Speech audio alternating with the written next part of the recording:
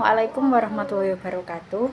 Perkenalkan, nama saya Iskitiska Anlana dari Prodi Hukum Ekonomi Syariah, Fakultas Syariah dan Hukum. Dalam video ini saya akan menjelaskan tentang riba yang berisikan ada definisi riba, macam-macam riba, hukum riba, dan dampak-dampak riba bagi kehidupan sehari-hari. Oke teman-teman, sebelum kita mulai pembahasan dalam video kali ini, bagi teman-teman jangan lupa untuk like, share, dan subscribe yang ada di bawah ini. Oke teman-teman, langsung saja kita akan memasuki pembahasan. Yang pertama ada pengertian riba. Riba berasal dari kata ar-riba yang artinya tambahan atau kelebihan.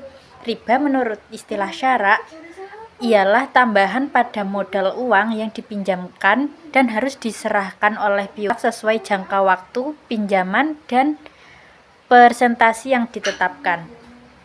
Selain itu, pengertian riba dalam Islam adalah tambahan yang diambil tanpa adanya transaksi pengganti atau penyeimbang yang dibenarkan oleh syariah. Riba merupakan salah satu dosa besar yang itu sangat dilarang oleh Al-Quran dan hadis. Baik teman-teman, berikut adalah dalil tentang riba. Salah satunya ada di Quran Surat Al-Imran ayat 130 yang berbunyi, Bismillahirrohmanirrohim, Ya ayyuhalladzina amanu la ta'kulur riba ad'afa mudha'afah Wattaqullaha la'allakum tuflihun, yang artinya, hai orang-orang beriman, janganlah kamu memakan riba dengan berlipat ganda, dan bertakwalah kamu kepada Allah supaya mendapat keberuntungan. Selain pada ayat Quran di atas, Nabi Muhammad SAW juga telah melaknat siapapun yang terlibat dalam aktivitas riba.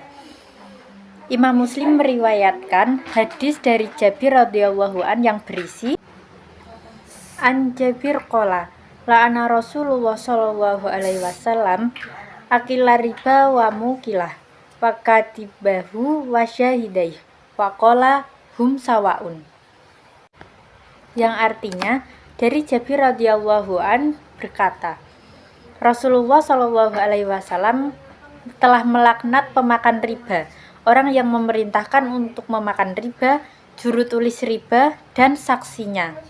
Beliau juga berkata lagi, mereka semua adalah sama. Hadis riwayat Muslim. Dari Al-Qutubi menguraikan secara lengkap penjelasan hadis di hadis tersebut. Salah satunya adalah maksud dari pemakan riba, yakni siapa saja yang berperan mengambil atau menikmati hasil riba, maka termasuk dalam kategori pemakan riba. Baik teman-teman, dari dalil Al-Quran dan hadis yang telah saya paparkan tadi, maka sudah jelas hukum riba adalah haram. Dan macam-macam riba ada 4, yaitu yang pertama ada riba fadl, yang kedua ada riba nasiah atau riba jahiliyah, yang ketiga ada riba kordi, yang keempat ada riba yad. Yang pertama ada riba fadl. Riba fadl adalah penukaran dua barang yang sejenis dengan tidak sama ukurannya, yang disyaratkan oleh orang yang menukarnya. Contohnya, beras 10 kilo ditukarkan dengan beras 11 kilo. Nah, yang 1 kilonya itu adalah termasuk riba. Yang kedua, ada riba nasiah. Riba nasiah adalah tukar-menukar barang yang sejenis maupun tidak sejenis atau jual beli yang bayarannya disyaratkan lebih oleh penjual dengan dilambatkan. Contohnya, si A membeli arloji jam tangan sebesar 500.000 oleh penjual, disyaratkan membayarnya tahun depan dengan harga 525. Nah, keuntungan melambatkan pembayaran 1 tahun dinamakan riba nasiah, dan kurun waktunya tidak mesti pun. Di sini kan pengertiannya bayarannya dilambatkan. Nah, bayarnya itu untuk jangka panjang, tapi harganya dinaikkan. Nah, itu namanya riba nasi'ah. Oke, teman-teman, selanjutnya yang ketiga ada riba kordi. Riba kordi adalah meminjam sesuatu dengan syarat mendapatkan keuntungan dari orang yang dipinjami. Contohnya, si A meminjam uang kepada si B sebesar 5.000 dan si B mengharuskan kepada si A mengembalikan uang tersebut sebesar 5.500. Tambahan 500 rupiah tersebut adalah riba yang dinamakan riba kordi. Dan yang keempat sekaligus terakhir ada riba yad. Riba yad adalah berpisah dari tempat akad jual beli sebelum serah terima. Contohnya, seorang yang membeli suatu barang sebelum ia menerima barang tersebut dari penjual, antara penjual dan pembeli berpisah sebelum serah terima barang tersebut.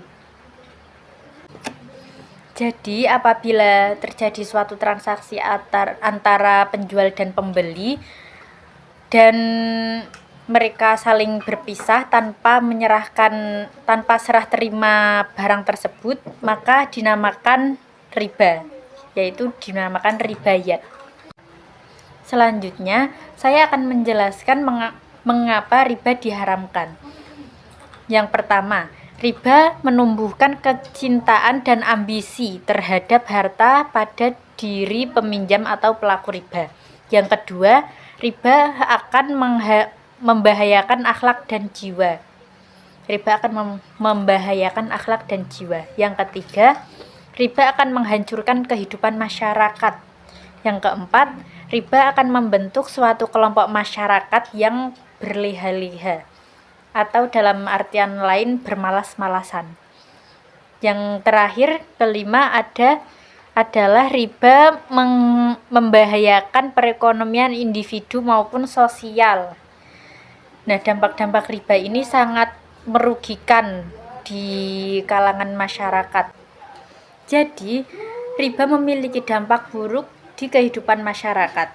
Untuk menghindari riba, kita harus mengambil tindakan yang bijak dalam transaksi jual beli dan pinjaman, dengan dapat memastikan bahwa setiap kegiatan ekonomi yang kita lakukan tetap diridhoi oleh Allah dan dijauhkan oleh kemaksiatan. Baik teman-teman, yang terakhir ada hikmah yang diharamkan dari riba. 1. Membebaskan penindasan ekonomi seseorang. Yang kedua, membebaskan sifat malas umat Islam. Yang ketiga, menghindari kerusakan individu dan masyarakat. Yang keempat, menghindari perilaku zalim. Dan yang terakhir, kelima, menimbulkan kehancuran ekonomi umat Islam.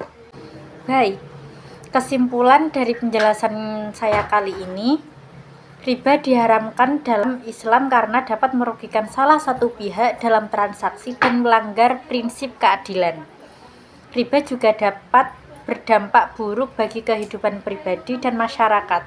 Untuk itu, kita sebagai umat Islam yang bertakwa dan beriman kepada Allah Subhanahu wa Ta'ala dan Rasul-Nya, semoga selalu terhindarkan dari aktivitas-aktivitas yang berbau-bau riba dan selalu dalam lindungan Allah Subhanahu wa Ta'ala. Untuk itu, sekian dari saya, kurang lebihnya mohon maaf. Wassalamualaikum warahmatullahi wabarakatuh.